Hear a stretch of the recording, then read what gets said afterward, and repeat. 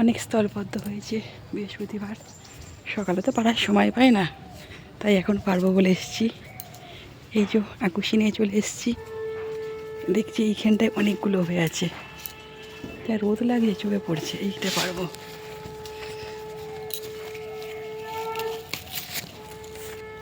এই যে একটা পাড়া হয়ে গেছে,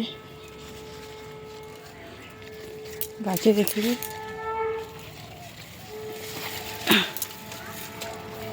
এই ডালটায় দেখছি অনেকগুলো হয়ে আছে।